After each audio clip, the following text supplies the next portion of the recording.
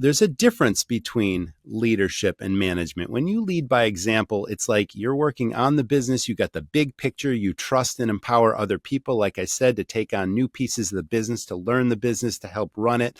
And that's how you build longevity versus high turnover in this industry.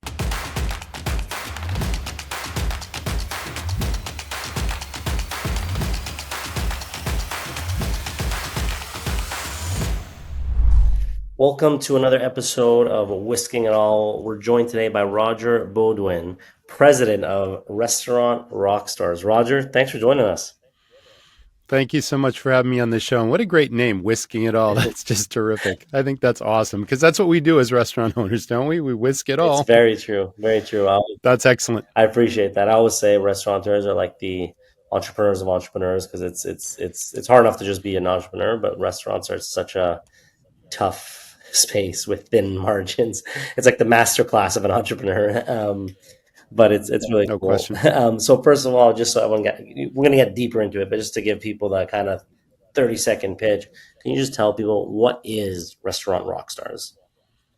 So Restaurant Rockstars is an online company that sells a training system called the Academy, which would be a crash course for anyone who wants to start a new restaurant who's never been in the business. It contains everything you'd need to know to open your doors to a first restaurant, but more importantly for your audience and for existing operators, it's really based on the essential foundational systems that I created for my own restaurants. And those would be cost controls and profit maximization, staff training, recognition, rewards, leadership, accountability, those types of things, marketing firepower and affinity that is trackable marketing, so you know if there's a return on investment, additional profit centers, anything that'll help you run a more efficient, more profitable existing restaurant. So that's the Academy. We also have a weekly podcast called the Restaurant Rockstars Podcast. And then I speak on a national stage at major food and restaurant shows. And then when time allows, which I really like, is giving back by coaching and consulting to restaurants with challenges and pain points. That's awesome. That's what Restaurant Rockstars is, yeah. I love it. I'm sure it sounds like you're a busy guy. Yeah, I got a few balls in the air, Yeah, exactly. Well, look, I know, you have 30 years plus in the industry, of experience in the industry, and I always like to understand how people got where they are. And so we'll definitely talk more about Restaurant Rockstars in a sec, but let's rewind a bit. I want to kind of understand, Sure. what was your first experience in hospitality, and how did that shape the way you view this industry today? Well, it's interesting because I was a senior in high school and I got a job as a dishwasher at a private country club. Not that that was initially hospitality, but I did a really great job. But they recognized, the owners of the club literally saw something special in me. And I think I lasted 3 weeks as a dishwasher before they decided to promote me to bartender. Oh, wow. Okay. And I was trained to be the bartender. I didn't have any bartending skills, but I was trained. And then they turned me loose. Any golfers out there know what a 19th hole is. It's essentially the lounge. When the golfers come off the course, they go to the 19th hole, and that's their clubhouse kind of thing. And we're talking about business owners and professionals and doctors and lawyers and all kinds of, really professional people. And I got to know them by name, but I called them sir and I treated them with respect. And I guess it was a point of pride to really deliver great service without anyone training me to do so. And I quickly found out that the cash kind of followed, because every time I delivered a drink, there'd be $10 bills thrown at me, and they really took a liking to me. So I was, promoted to be a bartender. That was my introduction to hospitality. Got it. And then if you were to fast forward, so many years later, I never thought I'd be in the restaurant business, but I saw an opportunity. I was living in Italy when I was in graduate school. I was studying for an MBA in business, and I was doing an internship in Milan, and I was eating lots and lots of pizza. There's a wood-fired pizzeria on every corner, and I was really intrigued with that. One, I liked pizza, but two, these wood-burning ovens were right in the middle of the floor, and they were works of art, and the pizza makers are throwing the doughs in the air, and it was this whole cultural thing that goes back to where pizza was invented. But I didn't think that I'd be in the restaurant business then. But if you fast forwarded a couple of years after that, I was interviewing for a position at a large ski resort in marketing. And I'm driving through this small town in Maine that had this huge ski resort that did about 600,000 people a year in the wintertime. And there's maybe 3 or 4 restaurants only, this tiny little town with a year-round population of 1,500 people. And every business, whether it was the restaurants or it was the video rental store, if you remember those, that are long gone, There's lines out the door. And I tried all these different businesses, and none of them offered any type of sophisticated experience, no ambiance, no vibe, no great service. They just succeeded in spite of themselves. And that's when that idea from all the pizza in Italy came back into my head. And I'm like, wow, if you were to start a wood fired pizzeria in this town for all those skiers, it Okay. would be a overnight smash success. And so that's exactly what happened. The story goes deeper than that. I can tell you about, hiring my first chef and him stealing $40,000 of my startup capital from me. Professional con man that was a professional chef. Okay, that happened. I was looking for $1 million loan because I wanted to run before I could walk. I wanted to buy a beautiful piece of property in an excellent location. I wanted to build a building and create this authentic European experience. I mentioned the sophistication piece, right? And so here I am, an unproven guy with no restaurant experience other than being a bartender so long ago, asking for $1 million loan to buy land, build a building, and start a restaurant, right? So I get laughed out of a lot of banker offices. And finally, I met a banker that skied at this resort every single weekend. He knew the opportunity. He knew I had business skills. He's like, I know you can start a business. I'm still not going to give you $1 million, but if you scale this project way back, I'll give you $150,000. So I got a $150,000 loan. And as you and your audience know, you can't do much with that. You can't do what my plan was. Right, right. So I had to find this dumpy space on the wrong side of the railroad track, 6 miles away from the action with a leaky roof and no parking. But it did happen to have 4 failed restaurants in that space before I got there. They came, they went, they just all failed. So there was a stigma of that location, but it was really the only thing available. So rented the space, got in there. 2 years later, after proving I could do what I said I could do, I got my $1 million loan, bought an 18-acre piece of property in the great location, built the 6,000 square foot building, and then grew this business every year. And one restaurant led to several more before I ended up selling all the properties in 2014. So that's kind of a history of where I came from. Very cool. I mean, first of all, I do, if I don't ask, I'm sure the audience is gonna be mad, so I need to ask, and I'm also curious. I got to know that chef story. So, and Okay, yeah. it's more common than not. It happens. Like people steal, maybe not 40,000. So, I'd love to know what happened, how you caught it. Give me the details. All right. So crazy restaurant stories. We all have them. So I'm literally, I don't know, maybe a month out from opening the doors to this first place. And I made the mistake of thinking I needed a full blown chef, a culinary professional. What I really needed was a kitchen manager that could put the pieces in place.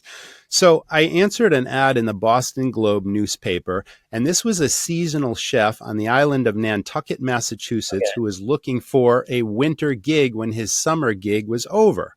And the ad sounded good. So I called him up, and my partner and I interviewed him over the phone, and he sounded great and he said all the right things. And he started talking about the things he had done in the past about startups and all this kind of Okay. stuff.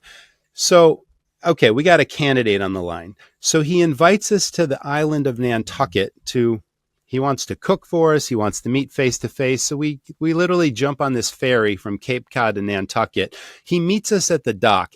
And everybody knows this guy, right? We get off the boat and we're walking through town. It's a small town, of course, but everyone's like, hey, Jerry, how are you, Jerry? He's like the mayor of Nantucket. Like everybody likes him. That's a good Good sign. sign. Okay. Yeah. He's a likable guy. He walks us into this restaurant that had just shut down like the day before, and there's still a bunch of food in the walk-in. So he gets behind the stove and he starts whipping up these amazing dishes, and everyone tasted like he cooked a bunch of stuff, and it was fantastic. We're like, wow, this is impressive. So we're like, okay, we got this solid candidate. So now 2 weeks later, we invited him up to Maine to see the space, to see that we rented and the concept. It needs a little bit of equipment. It needs this, it needs that, Right. but we're putting the thing together. Right. So we ended up coming. So he stays in the town all weekend. He's got a hotel room, and now every meal he's cooking for us, breakfast, lunch, and dinner, and knocking our socks off with everything he cooks. We hire the guy. We write up a contract. We agree on a salary, all this kind of stuff. Right. And then he goes back to Nantucket to pack up his stuff. So a week after this, my partner gets a phone call from this guy, Jerry. And Jerry's at a so-called equipment auction, right? Where everything is pennies on the dollar. It's a foreclosure restaurant thing, And he's like, we need this and we need this and we need this, but it's all, we need all this stuff. and it's all right here. All I need to do is rent a U-Haul truck, blah, blah, blah, and I'll bring it up next weekend and we'll load it into the restaurant and we'll start setting up the line. All you got to do is wire me the money to this Oh, bank account. my God. Okay. Something didn't sound quite right to me, but I didn't mention I had a full-time job at the ski resort at the time while I'm simultaneously starting this restaurant. I'm under some big deadline. My partner calls me, Jerry, he found all the stuff. Where else are we going to get it? It's there. He's going to bring it up in the U-Haul truck. It didn't sound right, but we didn't really have a choice. We wired $40,000 to this bank in Connecticut, and then the truck never showed up, and we never heard from Jerry again. So now it's an out-of-state crime. So we contacted the FBI, Oh my God. and yeah, so it turns out they tracked the money and the wire transfer and the whole thing. They had him on camera at this casino in Connecticut. Turns out he's a No. compulsive gambler, and he gambled away the $40,000. So then they tracked down Game, his was it parents. blackjack or was it poker? It was probably all those Oh, things. oh, So we meet the FBI and we meet the parents in their home in Rhode Island, elderly couple, right? And once again, the tears are streaming down their faces because they've heard this story so many times and he's been in jail so many times and he's taken every family member for every dime they ever had and the money is gone and we never saw it again. So my partner and I had a really big decision to make. We went back to the restaurant, back to Maine, and we slept on it and we decided we either pay back the 110,000 that we still have and scratch this whole idea of starting a restaurant and be on the hook for the 40 grand with nothing to show for it, or somehow we try to make this restaurant work with $40,000 less than we really needed. We actually needed more money than right. that. We ended up throwing all kinds of stuff on personal credit cards to make it work, Yeah. but we decided to move forward with the restaurant and it was virtually an overnight success. So Wow. crazy story, That is right? But it crazy. happened. That is crazy. Yeah. I didn't think we'd be talking about FBIs and gambling and Yeah. fraud on Whisking It All, but I love it. It's 1994 that was. lesson learned. Wow. I mean, Yeah. what's that saying? Like, if it's too good to be true, it probably is, kind of thing. Oh, sure. Absolutely. Oh Yep. man. And I'd love to Yeah. hear, like, I'm curious now, like, okay, so then you open. Can you talk a bit, we have a lot of restaurant operators listening, so I'm curious, like, what are some things you can attribute, and I know this was, maybe a while back, but to that success, right? Like, you're working hard, fair, but a lot of restaurateurs work Yeah. hard. What do you think you did right that you can maybe share with the audience? Well, I became obsessed with three things that were really the keys to my success. And I talked about systems earlier, but the first one was profitability. I needed to learn cost of goods, prime cost. But more than that, I needed to produce a menu that was pretty much profitable across the board Mm, where, everything was selling. We cross utilized ingredients so that we didn't bring in one or two items that only went on one dish. It's like everything went on on several pizzas, or we also had pasta dishes. We kept things simple. We had one salad, one dessert, a brownie sundae, and specialty pizzas, probably 10 specialty pizzas, and then a build your own. But all those ingredients could go on the pastas, could go on the pizzas. And then I really just dialed in the numbers and watched those closely just about every day, every week for those first 2 years. wow. So we made it very, very profitable. The second thing was guest service. I mentioned that all those other businesses really didn't have any sophistication or service, but I trained my team every single day. We had pre-shift exercises, and it wasn't, okay, what's the chef special tonight? It was really a strategy on how to read tables and how to make friends with guests and how to suggestive sell Mm, and tell people about things we knew they would enjoy and appreciate, especially if they were a first-time visitor. And I created this program called Sales Stars, which literally was a really fun training program that got them to really use their own unique personalities. It was all based on the fact that I believe to this day that the restaurant business is entertainment, it's showbiz, and your front of house team that interact with guests every day are not hosts and bussers and servers and bartenders. They're literally actors and entertainers on stage. And mm, we encouraged everyone to use their unique personality and to be unique, special, and different, to make friends with the guests and to make suggestions and to know menus inside and out, to know the restaurant inside and out so that they could speak intelligently and not have to say, gee, I don't know, let me go ask my manager, which mm. was a negative impression. Agreed. And I had quizzes, pop quizzes all the time. We held their feet to the fire. We did role playing all the time. and the service was a standout and just blew everyone else away. That's it. So that was the second thing. And then the third thing was trackable marketing, where we knew that any dollar we spent on marketing literally had a 2x, a 5x, a 10x return, and Very we could nice. track where that business was coming from. Nice. And all of these things that we're talking about form the basis for this training academy that we have now. All the things that made me successful are all in there, That's and it's all turnkey. But yeah, that's kind of what made me successful. That's really cool. And I'm curious, like, what was the and we're definitely gonna get into some of those systems so we can at least talk. And I think there's a lot of people Yep. on in our audience that could benefit. So we'll make sure to plug Mm-hmm. you and your website and all that good stuff. But I'm curious from your perspective or from your journey, what was the aha moment that made you say, I'm going to create the Restaurant Rockstars, right? So I'm sure there was more restaurant operation stuff you're doing and opening and closing and growing and this and that. But at one point you said, hey, I want to create Restaurant Rockstars. Well, how did that happen? I'll take no credit for that at all. Okay. So, I am very quick to credit my wife for everything. I'm the bricks and mortar restaurant guy. I can start a restaurant. I can be successful at it. I've got all this knowledge in my head, and that's what she said. So if you were to go back in time to 2014, Yeah. we had at that point, we had started and operated 4 different restaurants. We had sold 1 or 2, but we still had a flagship restaurant that had 325 seats. Oh, We wow. lived next door. It's big. I built I mentioned we bought the property, right? The 18 acres, we built the big building. That was the flagship restaurant. Okay. And then there was all this extra land, and I was able to build a subdivision and build spec houses in there and sell real estate, which, Okay. it was unbelievable. That was just pure money that came from buying land that wasn't all utilized by the restaurant. So we actually built our own custom house next door. I used to walk to work. It That's was about awesome. 100 yards to the restaurant, all that kind of stuff. Wow. So in 2014, my wife, who had grown up in a small town in Maine, who had lived in San Diego and Los Angeles and other big cities, as did I, was tired of living in this small town. And she said, you know what? We're out of here. We're going to sell the restaurants. We're going to sell our house. We're going to get an RV and we're going to cruise the country and end up somewhere with the kids. But while we're doing that, she's like, you've got all this knowledge in your head that could help restaurants around the world. It's a global opportunity. And this is hard when you start something from scratch and Mm. it's your identity, and you're the president of the Chamber of Commerce and you're a big fish in a small pond. I was happy. And she's like, you'll never know how much greater your life can be unless you got the courage to leave the shore. Mm. And so we did what she said. We sold the restaurants in the house. We moved across the country. We ended up in Sun Valley, Idaho, and we went double down on building Restaurant Rockstars. Wow. So she said, okay, let's focus on these fundamentals that you were such an expert at. Let's focus on the cost control and the profit piece. Let's put the courses together that'll teach everyone else how to put an inventory system in place, how to calculate the cost of goods, how to really dial in your labor, Right. how to maximize profit across the business. So I'm like, typing away, and she's typing away, and we're putting this course together, video trainings, all this kind of stuff. And then she says, we're going to do a podcast. And this was 10 years ago, right?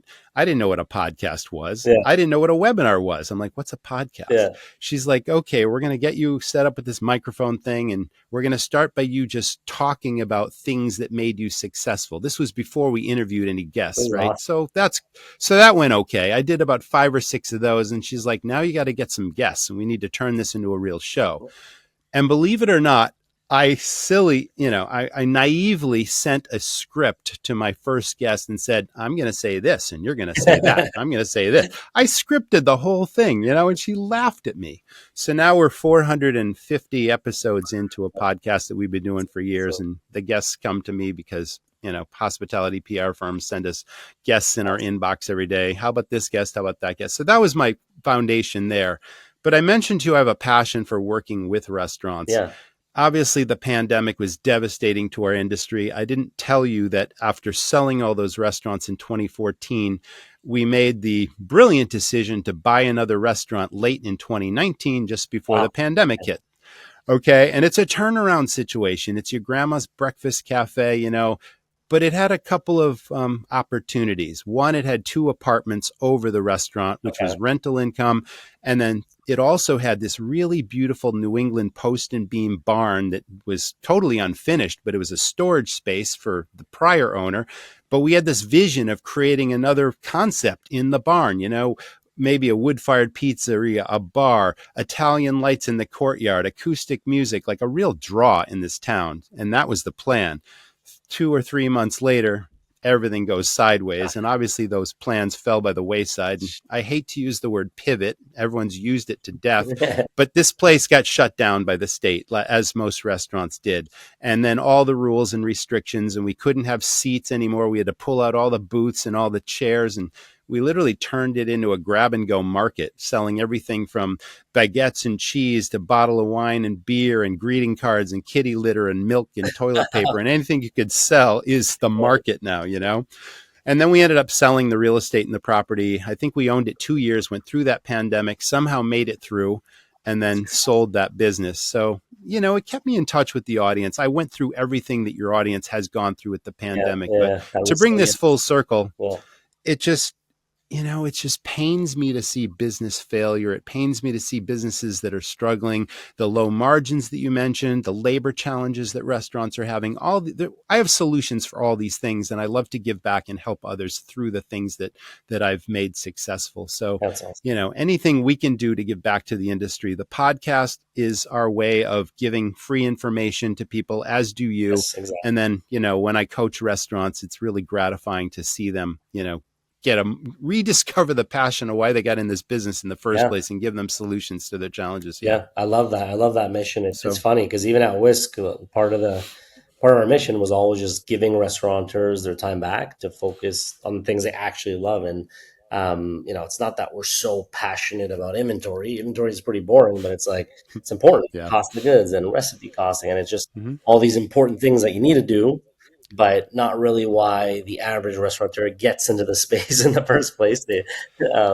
Well, you know, I often say when I speak on stage on a variety of topics, and I speak to customers or restaurateurs and GMs at these restaurant shows, it's always about running a business, not running a restaurant, you know, and there's a huge difference there, and building a strong brand and putting these foundational systems in place, because to me, it was an exit strategy. I worked on my business, not in it. I created what I call entrepreneurs that ran my business.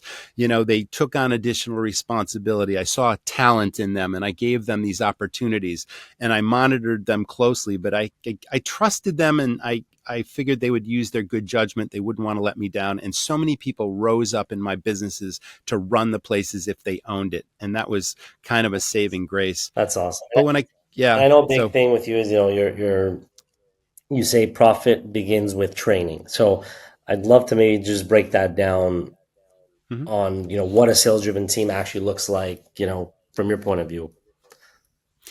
Well, I guess I started by saying it's all about menu, product knowledge, and restaurant knowledge, with obviously training that happens daily. So we talked about the pre-shift training, which were strategy sessions. I talked about Sales Stars, which was a template, a series of short form videos that walked people through what guests are looking for. They want to be recognized. They want to be acknowledged. They want to be served. The basics of hospitality. I didn't get so foo-foo as, okay, this is the oyster fork and this is where the, you know, the salad fork goes on the, no, none of that stuff. It's about treating people like they're the most important customer in the place, even if they're a first time visitor.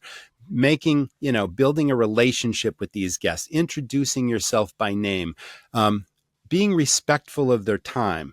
Like anyone who was a server that had a section, we had like this 3-minute rule. Like you must approach a table within 3 minutes of them being seated, whether you've got time to take an order or to talk to them or not. You have to go up to that table. You need to introduce yourself by name and create that relationship, and then tell them you'll be right back to take their drink. And that buys you time. And now they feel like they've been recognized. That was one foundational thing. And then there was the suggestive selling piece where we quizzed people on all the different opportunities that they could tell the guests.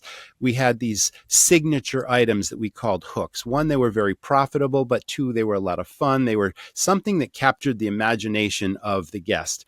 And it was something that the phones would come out and they'd take pictures and they'd post it to social media. I could give you an example of that. Well, one was the wood burning brick oven that was right in the middle of the dining room. You could see the fire blazing at 900 degrees and the pizza makers throwing the doughs. And that just creates the ambiance of the showbiz, right?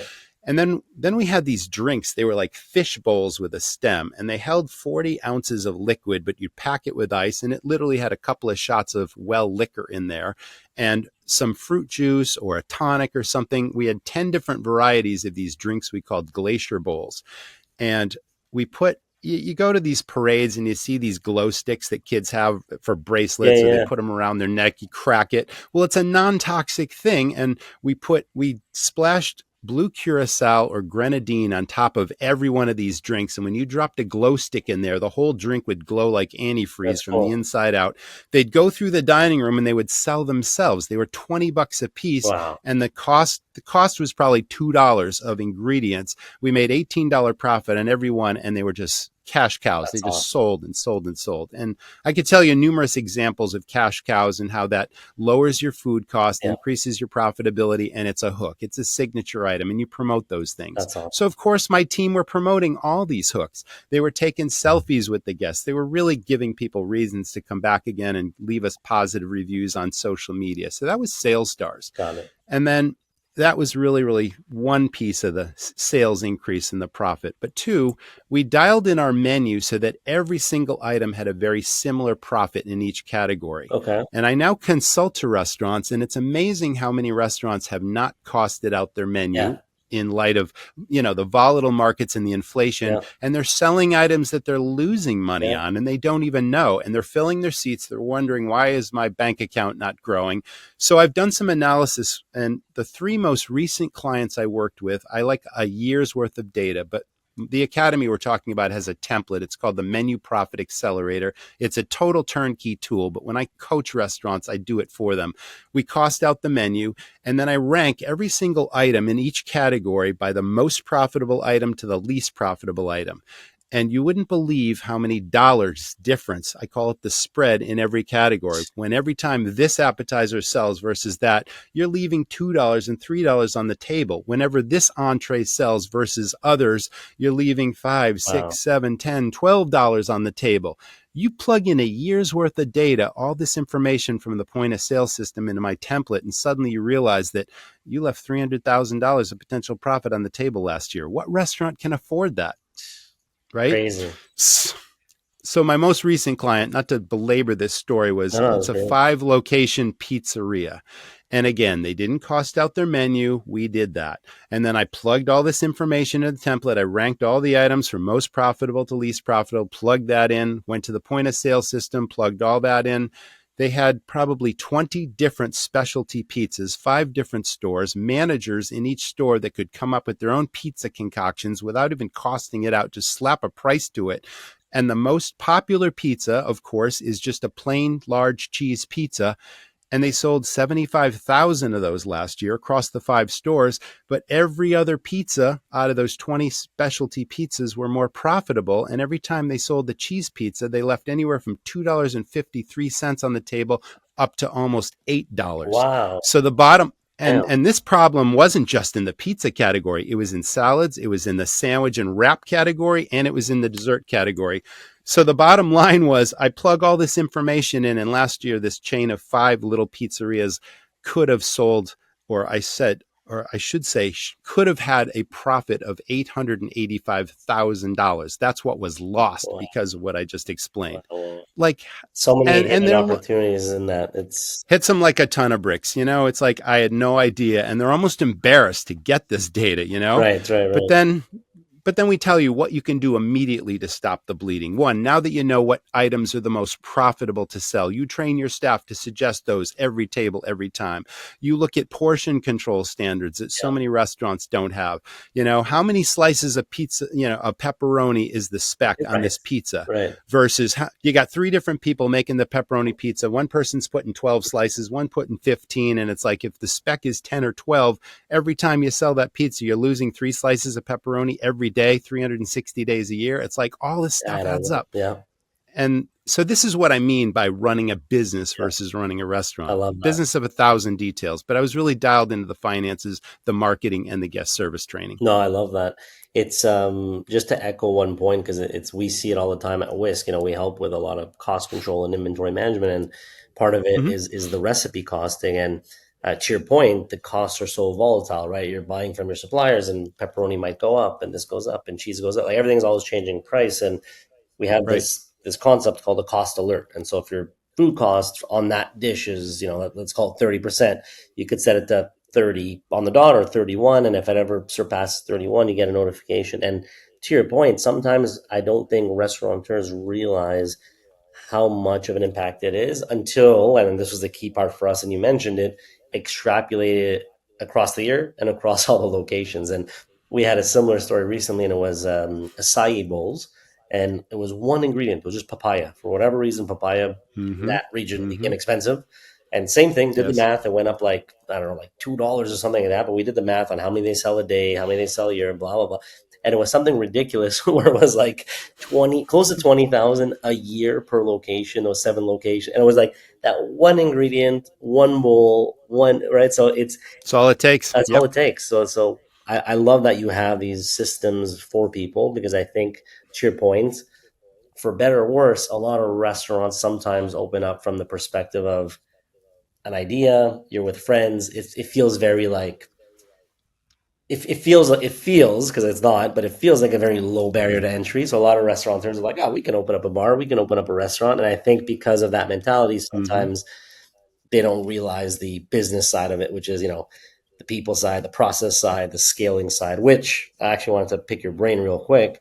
Scaling side, I know you have a ton of experience there too. We have a lot of listeners, and some of our listeners might be thinking, hey, I got 1 or 2 restaurants. I'm hoping to get to 5. I'm hoping to get to 10. Obviously, this question varies depending on scale, if you're talking 10 to 100 or 1 to 2. But let's say for the ones that have 1 to 2 locations, looking to slowly expand to maybe 4, 5, 6, what advice can you give them? They're listening. They're like, I like Roger. He knows what he's talking about. I'm going to check out his website. What advice can you give them?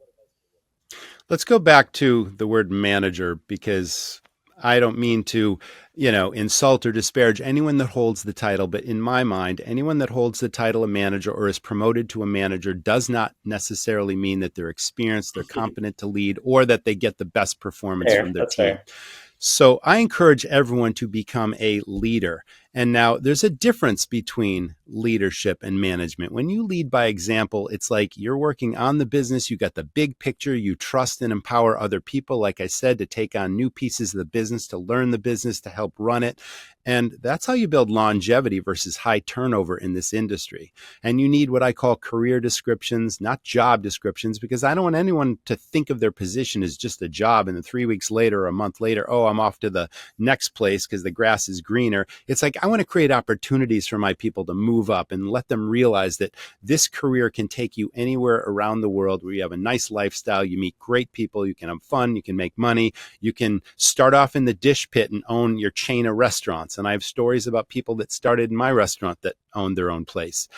So these things happen. So yeah, it's about leadership, but then scaling, it's like you need to trust and empower your people and put them in positions of responsibility and then just monitor the big picture. I've always believed that people recognizing talent in others. And that's what leading by example is, not being the figurehead in the back office, but literally having the big picture of your business, recognizing the talents of people, even if they're not doing the job, just seeing where they could go in your organization. And it's okay if you've got a stellar line cook like I did, who was a line cook for like 10 years for me before I sold my restaurant. He didn't want to do anything else. The guy he could cook 100 steaks to temperature perfectly and he just Yeah. loved it. And that's okay. We Yeah. encourage that.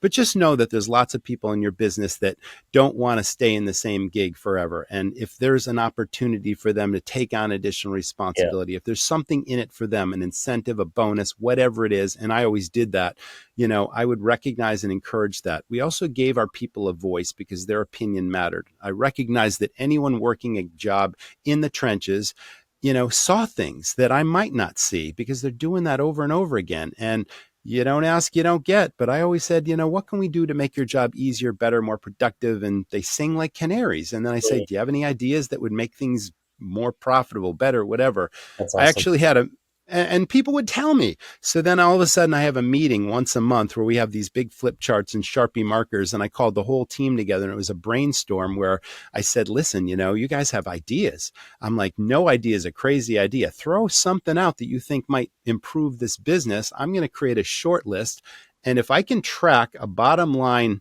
needle mover out of any of these things, if I can track what the impact is, either a cost savings or a profit increase, I'm going to give you a Right. piece of that action as long as Wow, it contributes to the bottom line and as long as you work for me. So that's I had cool. people that worked for me for 10 plus years, and 10 years later, they're still collecting extra money for an idea they came up with 10 years ago that's still That's delivering to cool. the bottom line. It's like, where do you see that, right? So that Yeah, was innovative.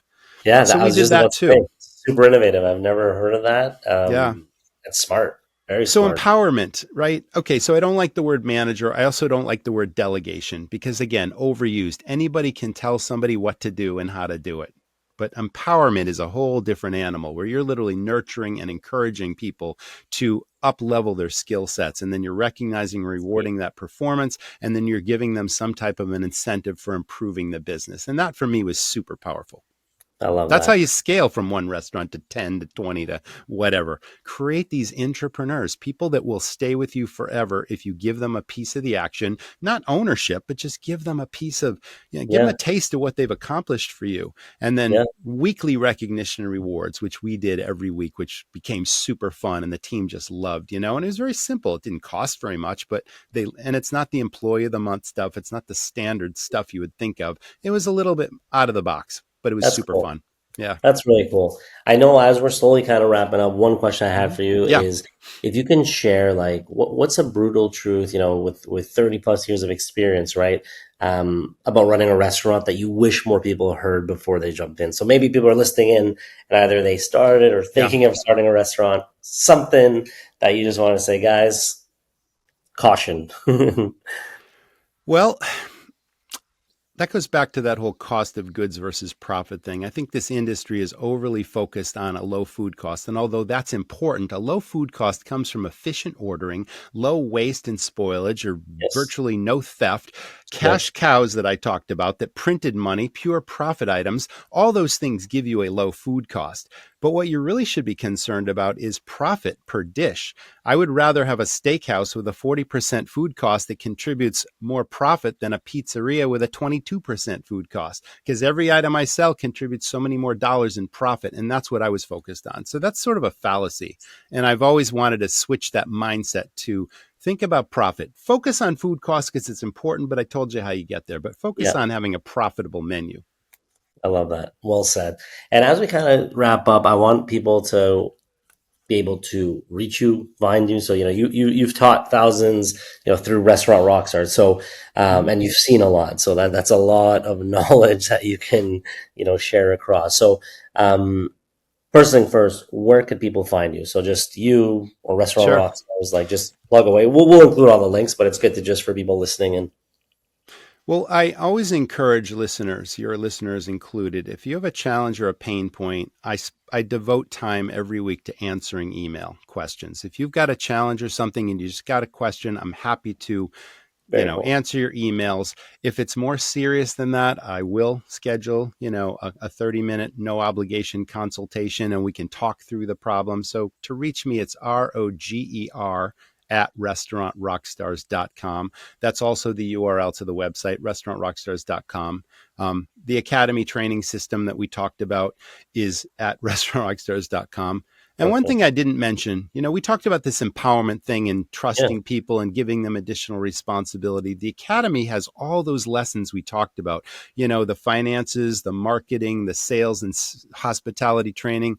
The Academy allows any owner or leader in a Yeah. position of authority to assign any lesson to any number of employees to learn that piece of the business, to execute that piece of the business, and then to track their progress through a dashboard. Pretty powerful, system there. So all that's at restaurantrockstars.com. I love that. Well, you heard it here, guys. Roger from Restaurant Rockstars. I'm going to encourage people to go check out the website, check out these systems, because I'm a big believer in systems, especially with 30 plus years of experience in the space. So we'll make sure to link all this good stuff up. But Roger, thanks for sharing a bit of your knowledge today. I think it was super, super valuable. So I appreciate having you on the show. Thank you, Angelo, for having me. I appreciate it as well. And I want your audience to stay tuned and stay well. Awesome. If you want to learn more about Whisk, head to whisk.ai and book a demo.